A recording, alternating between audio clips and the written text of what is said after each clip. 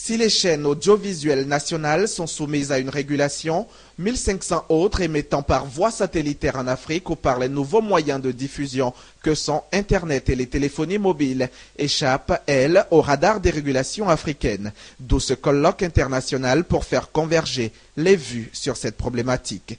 Nous avons pensé que les futurs enjeux concernant les télévisions de dernière génération, les nouveaux moyens de diffusion et même l'Internet nécessitaient une réflexion. Et c'est donc dans ce but que nous avons conçu ce colloque. Et le RIAG, qui est le réseau des instances africaines de régulation, l'a intégré à son programme. L'objectif affiché par le réseau des instances africaines de régulation de la communication est de permettre au niveau sous-régional d'adopter une politique commune. Nous allons voir dans chaque domaine quel est l'état de lieu et quelles avancées nous pouvons faire dans les prochaines années en vue d'aboutir à une situation où le champ de la régulation va embrasser l'ensemble du domaine de la communication audiovisuelle avec maintenant des moyens et des outils à mettre à la disposition des instances. Ce colloque international est aussi une tribune pour partager les expériences et réfléchir sur quelques préoccupations. Nous avons posé un certain nombre de questions, notamment la publicité.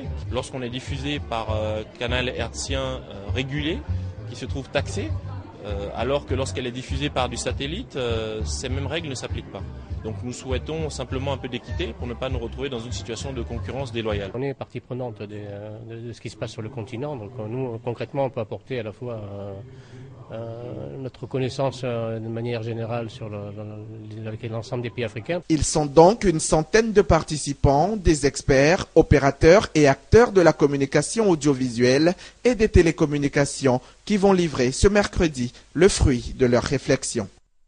Comment soumettre Internet et le satellite, ces nouveaux moyens de diffusion de programmes de télévision et de radio au contrôle des instances de régulation de l'espace audiovisuel? Les participants aux réflexions sur la question font des recommandations, mise en place d'un dispositif international de coopération, interdiction de matériel de décodage illicite et de cartes d'accès pirates, harmonisation des législations nationales en matière de communication audiovisuelle. Bref, ces recommandations s'adressent à la fois aux organisations économiques sous-régionales, aux opérateurs satellitaires, au réseau des instances africaines de régulation de la communication, RIAC, et aux États membres. Nous nous sommes donc mis d'accord sur un certain nombre de modalités à minima pour pouvoir agir ensemble. Parce qu'aucun pays ne peut tout seul réguler les nouveaux médias. L'objectif n'est pas d'entraver la liberté de la communication audiovisuelle. Bien au contraire, c'est de la promouvoir et surtout de l'encadrer en respectant les dispositions législatives et réglementaires de nos pays.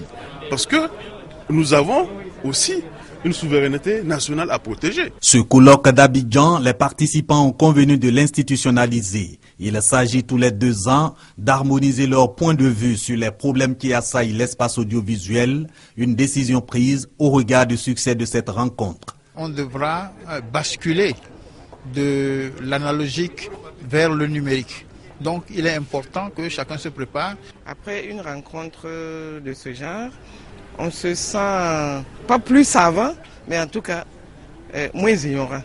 Si elles sont prises en compte, les recommandations du colloque d'Abidjan vont permettre de baliser l'espace audiovisuel africain et ce sera tant mieux pour protéger les principes fondamentaux de la communication audiovisuelle tels que le respect de la dignité de la personne humaine, la protection des mineurs, toutes choses foulées aux pieds par Internet et le satellite.